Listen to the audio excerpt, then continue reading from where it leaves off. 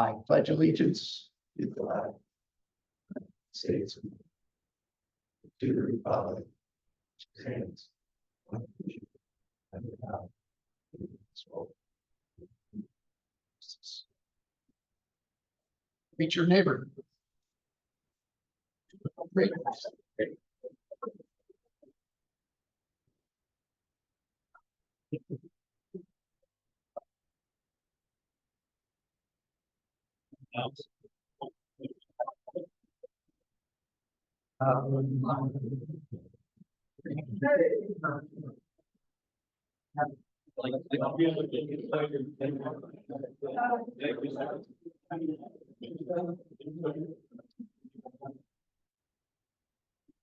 Scott Allen will offer today's reflection. Let us reflect. Our Heavenly Father, we're so blessed. We had asked your blessing upon Rotary work internationally, Rotary work here in this country, Rotary work locally, and indeed the fellowship that takes place around these tables. May you bless that, and also bless the meal that we've received, those who prepared it, and those of us who received it. It's in your name we pray. Amen. Thank you, Scott.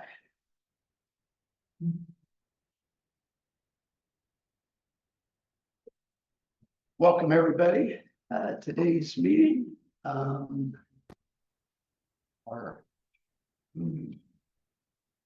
Rotary member highlight is coming here very soon.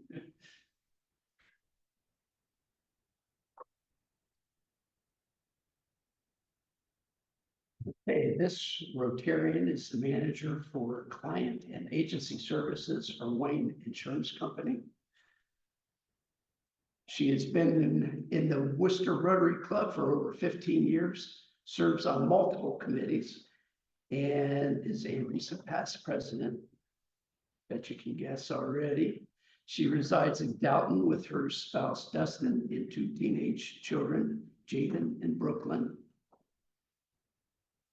This Rotarian was a member of the Junior Olympics USA volleyball team in Peru.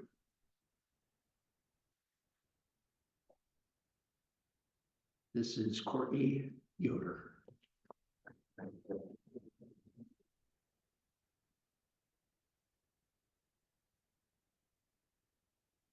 Okay, now I will turn it over to Secretary Lynn in the Secretary's report. Thank you, President Tom. Ben Mayball has this traveling microphone, and we'll start with Jim Webster.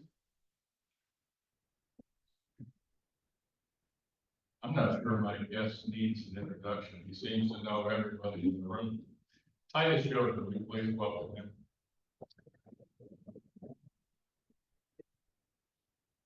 Bill Tursky. I have 2 guests today, Jonathan Millay, City of Worcester, and Andrew Dawson. And Vince Marion. Hi, good afternoon. I have Ethan Ballinger, who's finishing up his internship with the City of Worcester Planning Department this week. Thank you. Frank Relly. And while Ben is getting to Frank, I will introduce Taylor Stockmaster. Taylor is an account executive with Linda Media. My guest is Mark Gordon, and his wife was the president of this club. Commissioner Austin. My guest today is fellow Commissioner David Bell.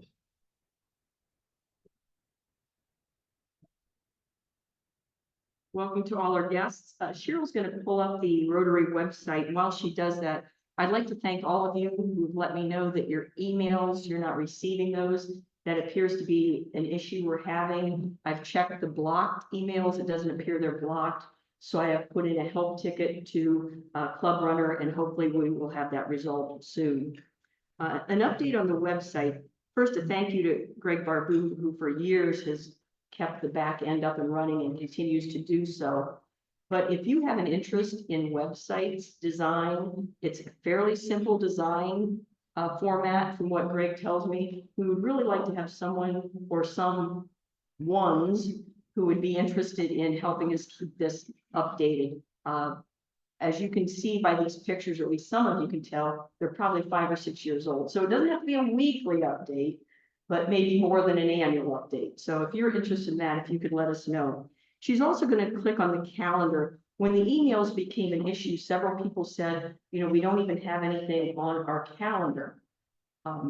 So what you have here is you'll see a reoccurring event for each Monday. Unfortunately, it's not like Outlook where you can put a reoccurring event and then change each event if you want to. It's one or done. So when you see this event, everything in that event has to be recreated. It doesn't do autofill either. So the solution to that, at least for right now, is there is an auto created event, and then there is a link, as Cheryl calls it, our ugly internal calendar, but at least it's updated, and you can scroll down and find out what is on each date. So even holidays have a Monday Rotary meeting listed, like Labor Day. So please check this if you need or want to know what is upcoming. So thank you for your patience on that. President Tom. Thank you, Lynn. And if you haven't already had enough techie stuff today, don't forget about the placards that are on your table for the teapot money if you don't have cash, or if you'd rather not carry cash like myself lately. You can still donate to the teapot by scanning that code and going forward. Okay, welcome everybody, welcome guests to the Rotary meeting for August 5th. At this time, I will turn it over to our speaker host, Tim Monet.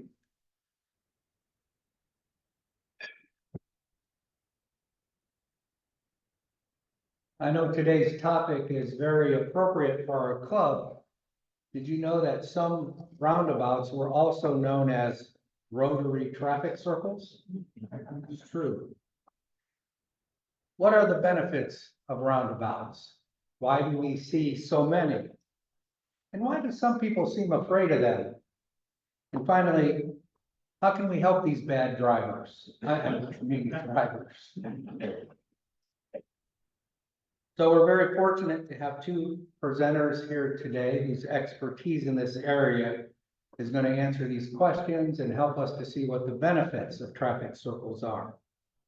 Joel Montgomery graduated from the Ohio State University in 1993 with a degree in civil engineering and holds a master's in management from Indiana Wesleyan University.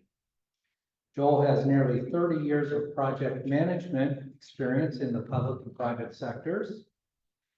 He's been the director of administration or the city manager for about 12 years. Before that, Joel served as a city engineer for almost 10 years.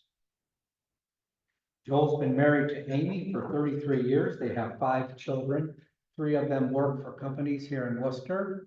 One of them is going to be attending graduate school for architecture in the fall. And one of them is a senior at Bowling Green State University. I've been fortunate to work with Joel as the city's chief building official for almost 25 years. And he's done some notable things for the city. And so I thought I'd mention a couple. One of them is he started the Citizens Government Leadership Academy. Some of you have attended. You can learn a little more about that on the city's website. If you look at the section under Mayor's Office, you'll find out about this academy. But basically, it's a professional series of classes that helps folks understand some of what the city does. Accountability and the stewardship of public funds. All of those things are discussed across various operations.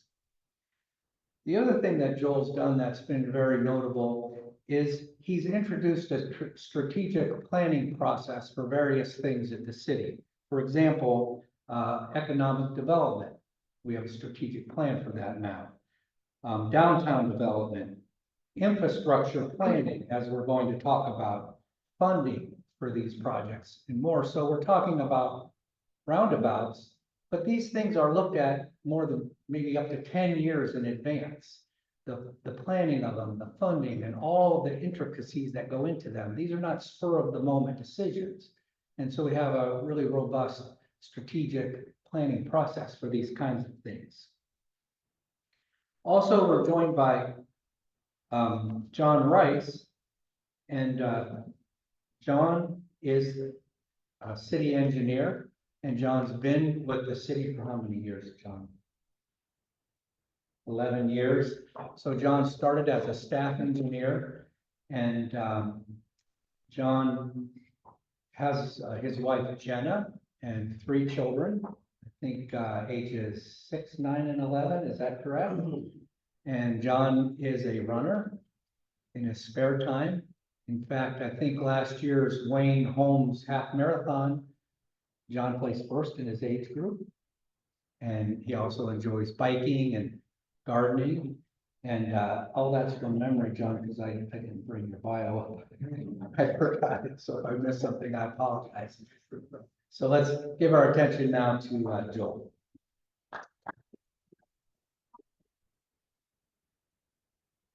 Thank you, Tim. Just a couple of things. If you read the Daily Record online, you probably saw that there is an article coming up on roundabouts, which just pure coincidence there. But hopefully that'll be probably in the paper shortly. Also, I know in the past we used to do this day in history. And again, just coincidence, this day in history, August 5th, the first electric traffic signal was installed. And that was at the corner of Euclid and East 105th Street in Cleveland, Ohio, August 5th, 1914. So just interesting that happened. Tim also mentioned that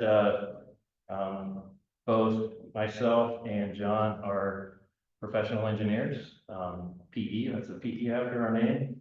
And this Wednesday is National Professional Engineers Day. So you can send an email or wish somebody, thank them for being a PE. Not everybody knows that. I've had people ask me if the PE means I have a license to teach gym class. And I also had somebody that I went to high school with that afterwards, I met them a few years later, said, "Oh, you're an engineer." I said, "Yeah." I said, "That means you get to drive trains." So that's not everybody knows. One last thing before we get started. A couple of the attendees that we had here were our interns, and I just wanted to give a shout out to Ethan. He spent a good bit of this summer downtown counting cars and counting parking spaces. And so there's a very detailed, very comprehensive downtown parking study that's on our website now. And you can thank him for that. And then also just want to thank Drew. He was our management intern, and he also helped out with some of the technical stuff on this presentation, as well as some other marketing and economic development activities. So just want to give a shout out to those guys. So roundabouts, round and around we go. All about Wooster's roundabouts. A little disappointed that D. Vaidya's not here today. He's the one that called and asked and told me what he wanted in this presentation. Obviously, maybe he had some questions about how to navigate a roundabout, and he's not here for it. So here again, John and I will be presenting this. I'm going to give you a little bit of upfront information and some history and those kind of things. And then John's going to, when we get towards the middle or end, and John's going to give you some real specifics on the roundabouts you see constructed and the ones that we have planned. So as Tim said, why are we building them? Why are you seeing them being built? And what's our plan for the future? So I'll give you some definitions. I think really to answer that question, I need to give you some definitions, a little bit of history, some objective data, some myth busting when it comes to roundabouts, and then some real life experiences that we have. So maybe 10 years ago, some of you, when you thought of a roundabout, you might have pictured something like this. Back. Some of you might remember where this is from. I guess what we do is just drive around this circle here. It should be the second left exit. There's the hotel. Hey, look, kids! There's Big Ben and there's Parliament!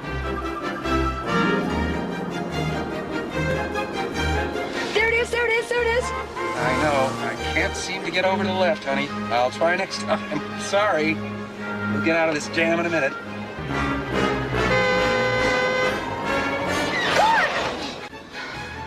Look, kids. Forget it.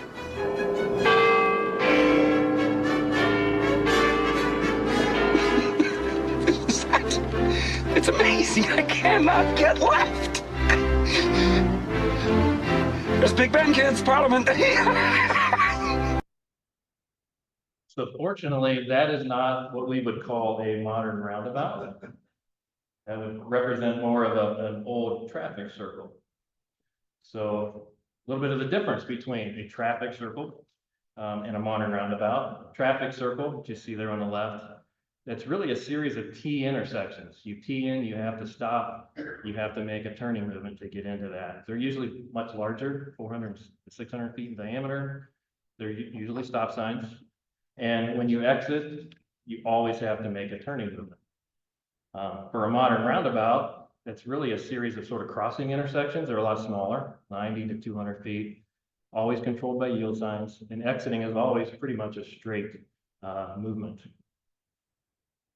So a little bit more about, a couple videos that might help us make that distinction. I don't know if you've seen this on YouTube. It's quite impressive. I wonder if that was a teenager that just drove home and put the car in the garage and wondered if dad would find out why that. That there again, that's a traffic circle. And one more. Fighting the system like a true modern day Robin Hood. I do not know how that ended up, but there again, those are traffic circles, not roundabouts. I did read somewhere that I think that last one, the guy was going about 87 miles an hour. So if not for the island in the middle, he might have been able to time travel like the DeLorean, 1 more mile an hour. So here's the difference. Here's what a modern roundabout looks like and some of the distinctive features of a modern roundabout as opposed to a traffic circle. You can see the center island there. And that center island usually has landscape features, might have a clock in the middle of it. But one of the purposes of that is to shield headlights, to limit distractions from, and maintain your focus on the road. So you don't see across looking at things, obviously lowers your speed. You also see there's a central apron. If you've been around the roundabouts here, you'll notice there's an area that's a little bit raised before you get to that center. That's one of the reasons that's there to encourage you to stay in your lane, but that's also there if you have a large vehicle or a large truck that doesn't quite make the turn, that's meant to be driven on for that. And then one of the other main features of a modern roundabout are those splitter islands as you enter in. Those really force you to slow down, they force you into that lane. I would say almost 100% eliminates left turn movements, but I have seen that every once in a while. Somebody put a lot of effort into turning left. So why have we been constructing roundabouts? Well, these are the reasons, and we'll get into a little more detail here in a little bit. One, it is a proven intersection safety enhancement. Two, it's improved traffic flow and intersection efficiency. And overall, there's a lower life cycle cost when you look at the entire life of that intersection as compared to a signalized intersection. So a little bit of data behind the proven intersection safety enhancement. And most of this either comes from AASHTO or Federal Highway Administration, other federal agencies. You might see some slightly differing statistics depending on the study that was done. But one of the things they found, one study, a two-way stop control, when you convert that to a roundabout, an 82% reduction in fatal and injury crashes. And if you have a signalized intersection to a roundabout, it's a 78% reduction in fatal and injury crashes. So pretty significant. And here's why. If you look at the intersection on the left, that's a standard intersection. All those dots represent a potential conflict point, either with a vehicle or pedestrian. So you see there's 32 potential vehicular conflict points, 24 pedestrian and vehicle conflict points. If you look on the right, that's the modern roundabout. There was only 8 conflict points, either with other vehicles or pedestrians. So it's a 75% reduction when it comes to vehicle conflict and 67 when it comes to pedestrians. And if that reduction in conflict points is directly related or directly affects the number of crashes, and that geometry and speed reduction is what directly affects the severity of those crashes. Mostly have slow motion, side swipe type things if you have any accidents at all. A few more safety statistics. Modern roundabouts versus like a standard stop control, total crashes overall, not just severe and fatalities, but total crashes are reduced by over 40%. Injury crashes reduced by 75%, and then the serious and fatal we know is between 80 and 90%. Pedestrian crashes are reduced 30 to 40%. So there again, pretty significant safety reduction there. Lower life cycle costs. A roundabout with pavement and landscaping, pretty much once you put it in, it's going to be there for 25, 30 years. A standard signalized intersection, while the pavement will last the same, it's usually 10 to 15 years, we have to start replacing the signal equipment and electronics. So in addition to safety, one of the other reasons is improved traffic efficiency and level of service. Traffic efficiency, just because people don't have to stop, you see a 30 to 50% increase just in the capacity of that intersection. And traffic naturally slows down because of how the geometry is designed in those. And then that raised splitter island separates entering and exiting traffic and has safe places for pedestrians. If you've been up to the new one at Holman and Oak Hill, you can see those areas. Level of service, that's a term used in traffic engineering, anywhere from like an A to a D, I believe. And so you instantly increase that level of service because there's less delays, fewer stops, less congestion, and it's just easier to maneuver.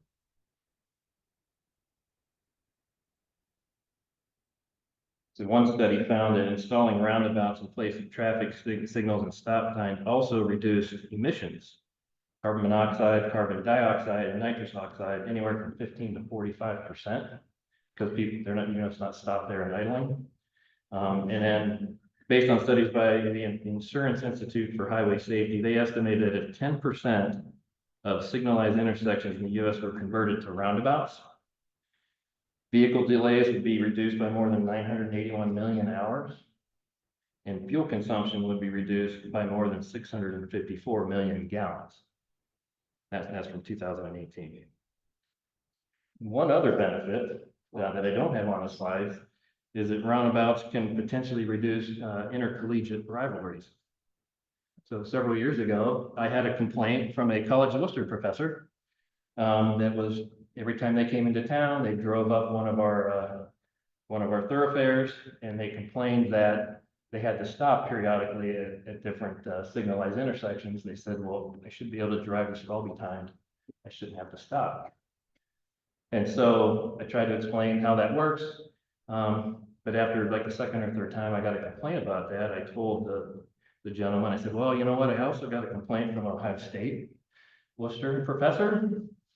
And he also complained because he came in and took a slightly different route, one of the side streets that hit into that. And I said, Ohio State's bigger than the College of Wooster, so that street's always going to take precedent, and you're going to have to stop because he's going to get the right of way through there. If that was a roundabout, we wouldn't have to worry about that. Nobody would have to stop. There are some challenges when it comes to roundabouts. The initial cost is significantly more. And John will share some of the details of this a little bit later, but anywhere from 1.5 to 2 million for a single lane roundabout. And that's all we have are single lane roundabouts right now in Worcester. A signalized intersection could be 400,000 to 750, depending on what you have to replace. Usually when we do a roundabout project, we start literally below the ground and replace all the utilities, the water, the sewer, the storm, build everything up. If you had to do that with a signalized intersection and add turn lanes, you'd probably get close to approaching $1 million as well. But it does cost more, and it does take a lot more land because they're a little bit bigger than what a signalized intersection would take, so you have to pay for that. But one of the things we also have to consider is that while they are relatively expensive to construct, if you remember some of those severe accident fatality numbers, they do cost a lot less than the average cost of a single fatal car crash. When you take into account lost earnings, lost household production, property damage, and medical costs. AAA estimates that a single fatal motor vehicle crash cost about $6 million on average. And ODOT considers roundabouts to be very cost effective if they reduce fatalities, and injuries. One of the things that's interesting, one of the other challenges is the skepticism that comes. I think there's less of that now, but when we first put ours in, there's a good bit of skepticism, and ODOT did do a lot of studies to say, well, is this common? And they found that almost without exception, when a roundabout was proposed, about 70% were not in favor and only 30% were in favor. But within 6 months to a year, that completely flipped, and you had 70% in favor and 30% that were still grudgingly voting out on how much they liked them. A little bit of history. Roundabouts, a modern roundabout, was developed in the United Kingdom in the late 1950s. There's quite a few in Europe and Australia. The first one in the United States was 1990 in Nevada. Initially, we were slow adopters. The U.S. has been slow adopters. There's about 150 in 1990, but that's increased pretty significantly in the last few years. There's more than 8,000 today. Ohio has also been a little bit behind the rest of the nation. We have about 450 to 500 right now, and we're actually in the top 10 in the United States. So just by way of example, Florida has almost 1,600 roundabouts. California has 840. Pennsylvania has about 216, which is about average. And then South Dakota has 17, but that's just probably because there's not as many roads and intersections in South Dakota. So a little bit about navigating a modern roundabout. So you can see a little diagram there, and trying to boil it down to just a few pretty simple instructions. When you're coming to a roundabout, slow down. Look for and yield to pedestrians before you enter. Drive counterclockwise. Don't stop in the roundabout. And then look for and yield to pedestrians before you exit the roundabout. So even though the US and Ohio have been catching up on the application and installation of modern roundabouts, there's still some confusion at times about how to navigate. So this is just a list to try to simplify and summarize that. But for some of us who might be visual learners, we have a little video that might help out as well. Roundabouts aren't scary. Roundabouts aren't scary. What? They're not scary. It's easy. Just follow the rules. If you can read, you can drive through a roundabout. I can read. Yeah, but you can't drive yet. You're only 5. If you can read and have your driver's license, you can drive through a roundabout. First, slow down as you approach the roundabout. Then, just follow the signs, pick a lane, and stay in it. It's that easy. Read the signs and follow the lane markings. Just remember, follow the signs. Yield to traffic in the roundabout. Don't stop in the roundabout. Always yield to the pedestrians. And stay in a lane. So I do have to admit, we borrowed some of that from Dublin before they put their first roundabout in several years ago. So before we get into Wooster's plans, a little roundabout myth busting. One of the things you might hear: large vehicles cannot navigate a roundabout. And actually, modern roundabouts are designed for farm equipment, emergency vehicles, buses, semi-trailers.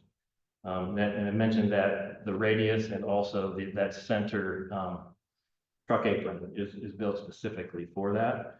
Actually, when they were building the one at Smithville Western in Burbank, before they were completely done, it was open. I actually watched a semi back around that without actually using the apron, and managed to back all the way around it. So it is possible.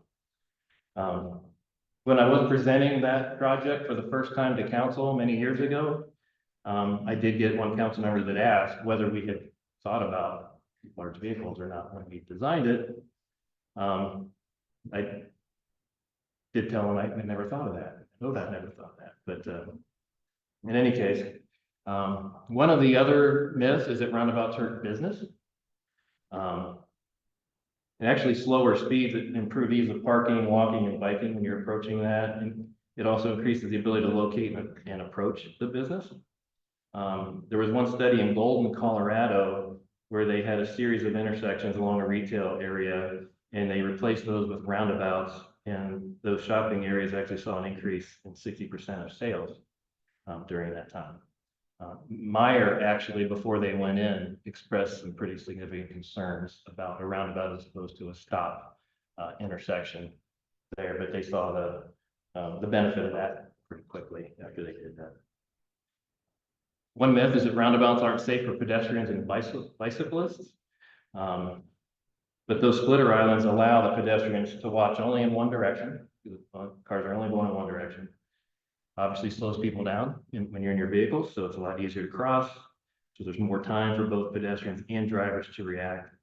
And then bikes can cross with the pedestrians, or they can ride in a slow moving lane. And if you've been up to the one that has a rotary clock, you can see that it's very pedestrian bicycle friendly. Another one is that roundabouts aren't safe for older adults. By 2025, 25% of all drivers are going to be over 65. And 40% of all car crashes involve drivers over 65 at intersections. Older adults do have some increased difficulty judging left turn gaps. Roundabouts eliminate those decisions. And roundabouts eliminate head-on and right angle collisions as well. And if anybody still wants information in that age group, I do have some nice flyers from AARP that they happy enough to give out to us. Happy to hand those to you.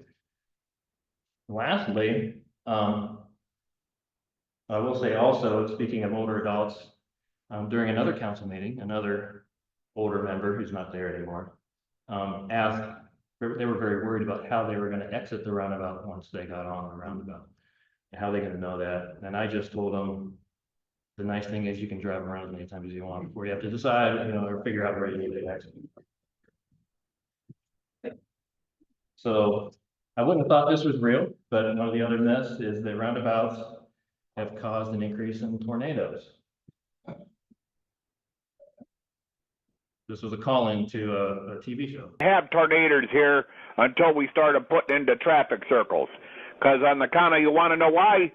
When people go round and round in circles, it causes disturbance in the atmosphere and causes tornadoes. There you go. So at this point, I'm going to turn it over to John, and he can talk about the roundabouts that we have installed, the plans that we have for future roundabouts, and then answer some of your questions. Thank you.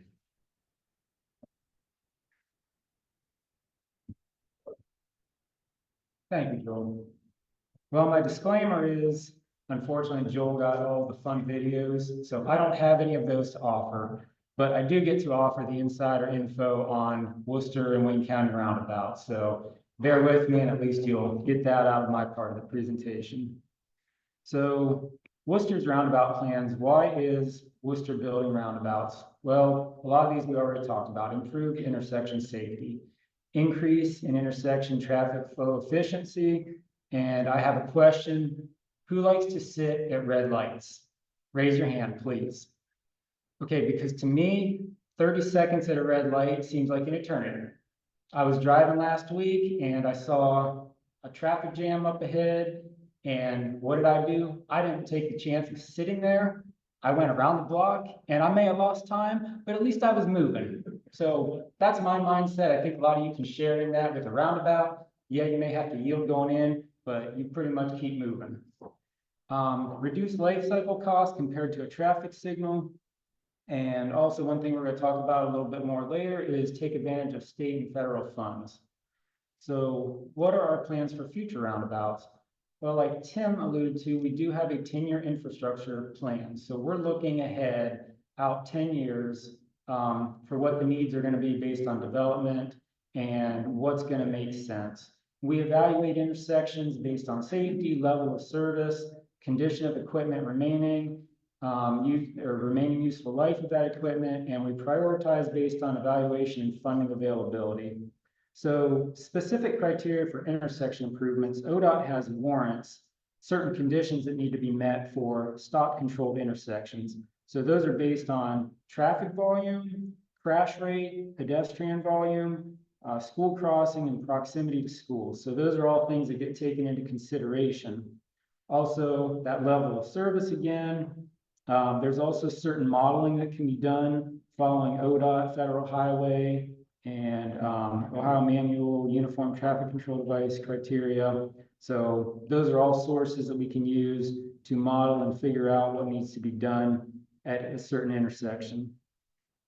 And if stop control is warranted at an intersection, does it make sense for a roundabout to be constructed? So the things we need to look at, does it require more right-of-way, land purchase? Obviously, the initial costs are going to be more. We look at the overall life cycle, but up front, there is more of a cost. And we do know that it will be safer. It will increase the level of service. All right, so local roundabout plans. So roundabouts outside of Worcester, we'll talk about those first. So you may have heard some rumors or seen articles about these. There are actually 2 of them coming next year.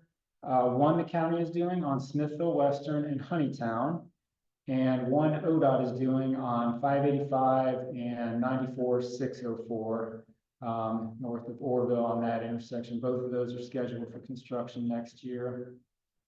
And a couple years after that, ODOT has a project at 585 Apple Creek Road, 5 Points. And if anyone goes through that intersection, I go through it once a week, and that is the perfect location for a roundabout.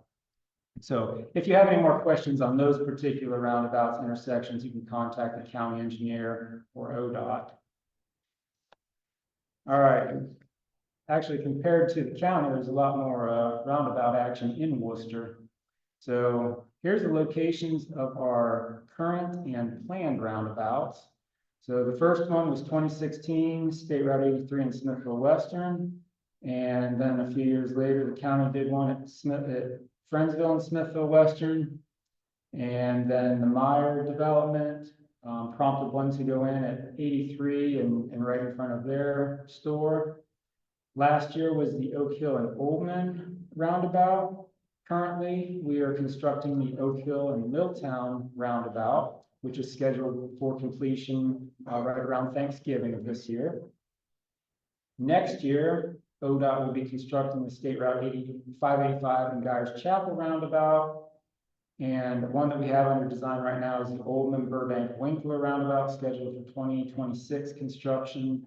And the hospital area has been the subject of several studies to increase traffic flow in that corridor. The Winter Bell, Cleveland Elm, Cleveland Portage. Sure, when you drive through there, you have to stop and wait. And we have some ideas of what can be done there with roundabouts, more than one, to increase the traffic flow in that area. So now we're going to talk briefly about peanut or double roundabouts, which it's simply a combination of roundabouts or an oblong roundabout connecting multiple offset intersections. So that picture pretty much shows what those look like. I do not know how Clark Griswold would have navigated one of those. But that is the idea of what we have going up at Burbank, Oldman, Winkler. It's going to be closer to that peanut concept with those 2 intersections being so close together. And many, many years ago, this was looked at really before we started using roundabouts as an alternative, but it was looked at how could we improve that intersection, improve the traffic flow. And really the only way of doing it was to align Oldman and Winkler.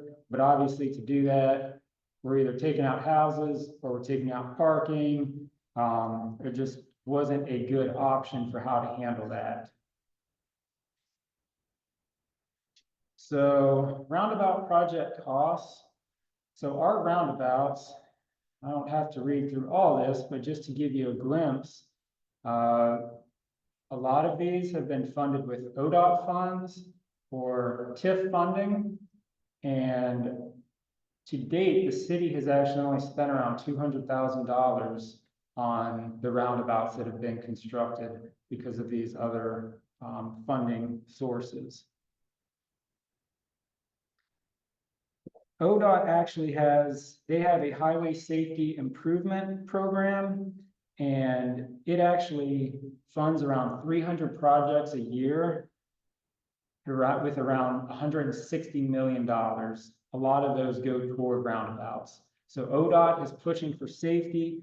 Their goal is to eliminate all traffic fatalities and injuries, and they are backing that up with the funds that they make available, in particular toward roundabout projects.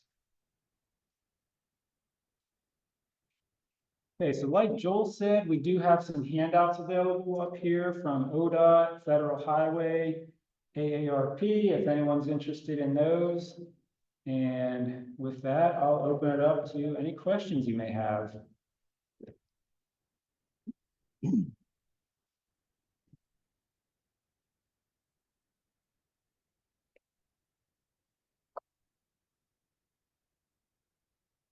Yes, when you think about a double lane roundabout, peanut or whatever you call that, you see them a lot in other communities such as Dublin, Ohio, and the Columbus area. What goes into the decision about whether you're going to do a single lane or a double? Is it cost, or is it the traffic study that must tell you, hey, there's so much volume, we need this, or some other answer? Right.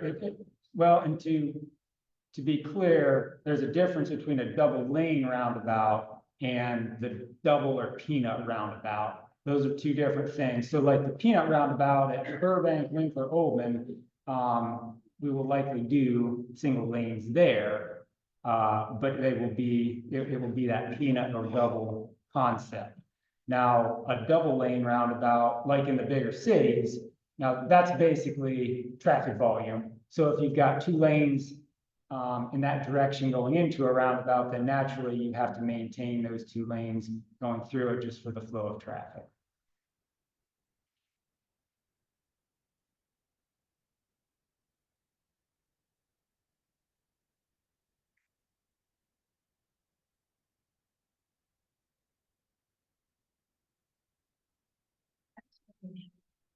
About what goes in the center of the roundabout. Rotary International is one of the main objectives for the next couple of years.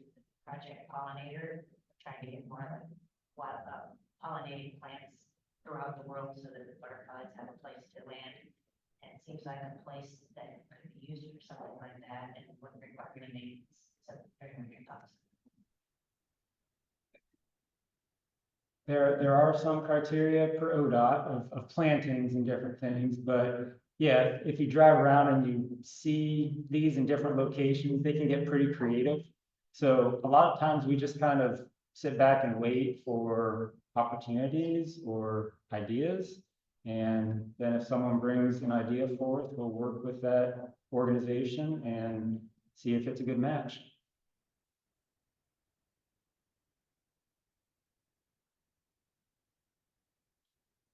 Could you speak to the reason why there are two roundabouts so close together on 83 on the north end? Because it was better than having a roundabout and a traffic signal, which is originally what they proposed. So like we've been talking about, part of the advantage of a roundabout is the flow of traffic, that it moves traffic, it doesn't back it up. Well, whenever Meyer originally proposed their development, and with the volume of traffic, they were going to have to do something at their intersection. And they wanted to put in a signal because the upfront cost of a signal is less than a roundabout. So that's what they said. And we said, well, that's pretty much going to defeat the purpose from a traffic flow standpoint of the roundabout that was constructed just to the south, because if you look at it, at their model, they would have been backing up traffic, red lights and high volume times, they would have been backing up traffic into the roundabout. So he said that's not gonna work. So we went back and forth with them. We got ODOT involved and finally at the end of the day, they understood why a roundabout made sense there. More of a comment, I'm all for single lane roundabouts and peanut roundabouts, but 2 lane are, I think, are very dangerous. It's like an all way go, it seems like. People don't stay in their lane, so just want to make that comment. I think 2 lanes are pretty dangerous roundabouts. Thank you.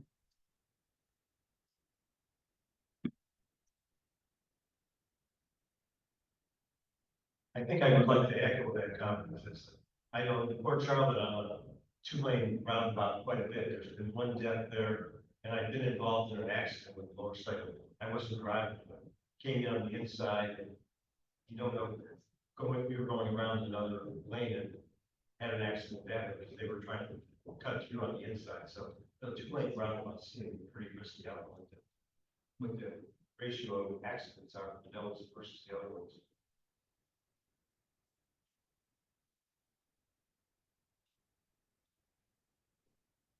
John, a couple of those that you're proposing are gonna cause major traffic disruptions in Worcester. What are you doing to alleviate those disruptions? Which ones are you talking about? Well, let's talk about Winkler, Winkler and Old Man. That one, for example, the one you're talking about at the hospital, up near the hospital, and that's gonna tie up an entire section of the community, so I just wonder what you're doing to alleviate those problems. You're talking during construction. Yeah, absolutely, sure. Well, we let people know in advance of what's going on and post a detour route, and obviously during construction, you're taking essentially an artery offline and shifting that traffic to other roads, and then those will become more congested. We understand that. But anytime you do construction, there's a cost to it.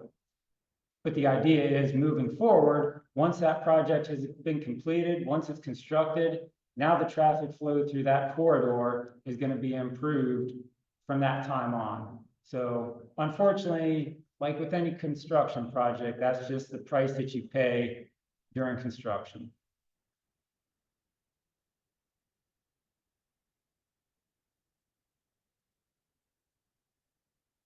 Thank you, Joel and John. And in appreciation of your presentation and speaking with us today, giving each a Rotary plaque. Those were made by the students of the Village Network and made locally. And again, thank you for that interesting presentation.